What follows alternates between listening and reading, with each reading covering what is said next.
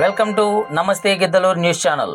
ప్రకాశం జిల్లా ఖమ్మం మండలం పెద్దనల్ల కాల్వ గ్రామంలో వెలసిన శ్రీ రాధాకృష్ణ మందిరం అష్టమ వార్షికోత్సవ సందర్భంగా ఆలయ పాలక కమిటీ వారు వార్షికోత్సవ ఉత్సవములను చాలా అట్టహాసముగా నిర్వహించారు.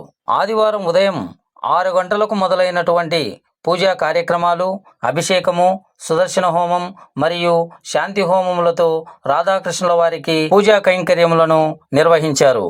ఆ తదుపరి ప్రారంభ ఉపన్యాసం శ్రీ దేమా పోతులూరి గారి ద్వారా ప్రారంభ ఉపన్యాసము జరిగినది.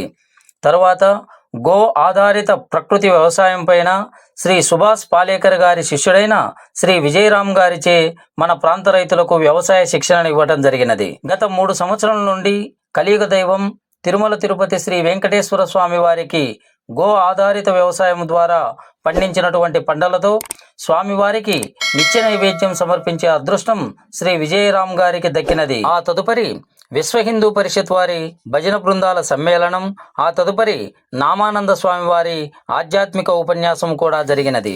మధ్యాహ్నము అన్నదాన కార్యక్రమంలో భాగంగా శ్రీ విజయరామ్ గారి శిష్యులచే పండించిన గో ఆధారిత వ్యవసాయ ఉత్పత్తులతో ఆరోగ్యవంతమైన, రుచికరమైన అమృత అన్నదానమును కూడాను కల్పించడమైనది.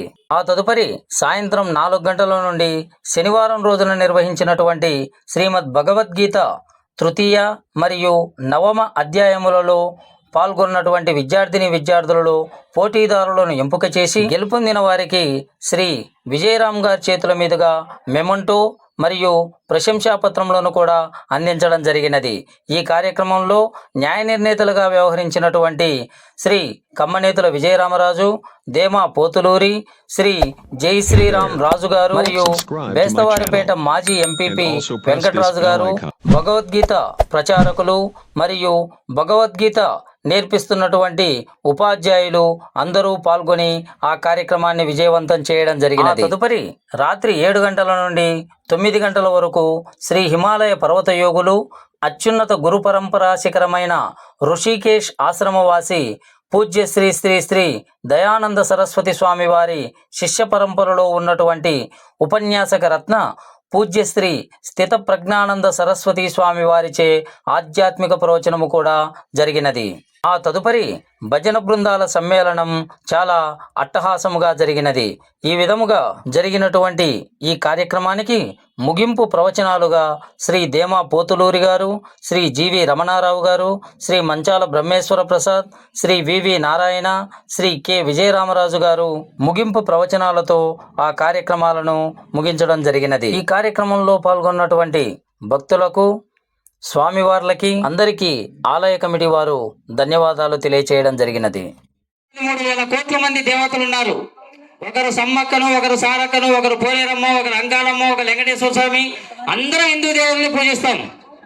కానీ నెలకొక్కసారి కూడా గుడికి వచ్చి కొబ్బరికాయ కొట్టాలంటే మనకు పండగ రావాలి. పండగ వస్తే తప్ప గుళ్ళు గోపురాలు పోం. ఇది మన హిందువులలో ఉన్నటువంటి పెద్ద దరిద్రం ఇది. కానీ ఒక క్రిస్టియానిటీని తీసుకోండి, ఒక ముస్లింలు తీసుకోండి, ఆదివారం వచ్చిందంటే ఇంతలో పుస్తకం ఒక చేతితో పట్టుకొని వాళ్ళు గంటలు పోయి చర్చిలలో కూర్చుంటారు. మనకు మాత్రం ఒళ్ళొంగదు. అదేమన్నంటేనేమో నడుము నొప్పులు, కాళ్ళ నొప్పులు, కీళ్ళ నొప్పులు. ఇంత దరిద్రంగా బతుకుతున్నాం మనం. ఇక ముస్లిమ్స్ కన్నా చూసినట్లయితే పొద్దుకు 6 సార్లు నమాజులు చేస్తారు వాళ్ళు. మనం మాత్రం స్నానం చేసి నుదుట బొట్టు పెట్టుకోవడానికి కూడా చచ్చిపోతాం. అనకూడదు. ఈ సమయంలో నేను బాధ కలుగుతుంది నాకు. పెద్దలు 35 కూడా చెప్పేసేవారు ఇళ్లలో. ఎందుకు చెప్పరు అని అంటే ఇదేదో మోడర్న్ ట్రెండ్ వచ్చేసేసింది, మోడర్న్ కల్చర్. రకరకాల బట్టలు వేస్తున్నారు, రకరకాల వేషధారాలు వేస్తున్నారు, బొచ్చులు విరపోసుకుంటున్నారు.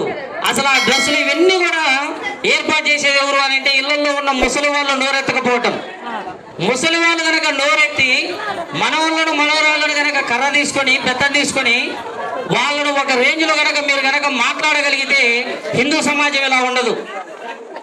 చూడండి, ఇన్ని ప్రోగ్రాములు జరుగుతున్నాయి. ఇదే ఒక పాట కచేరీ పెట్టండి. ఈ పెద్ద నల్ల కాలువలో ఉన్న ప్రతి ఒక్క బుడ్డోడి దగ్గర నుంచి మొత్తం వస్తారు, ముసలి కూడా వస్తారు. ఇందాక ఒక ఆయన అంటున్నాడు, కర్ర పట్టుకొని ఊక్కుంటూ వస్తారు. పాట కచేరీ పెడితే పెడితే ఎవడు వస్తాడని అంటున్నాడు పెద్ద ఆయన. పాపం భజనలు పెడితే ఎవడు వస్తున్నాడంటే మనమే. దీనికి అందరికీ కారణం మనమే అవుతున్నాం. ఇది చాలా బాధాకరమైనటువంటి అంశం. ఇది ఈ విషయాన్ని ఎవరు తీసుకురావాలి?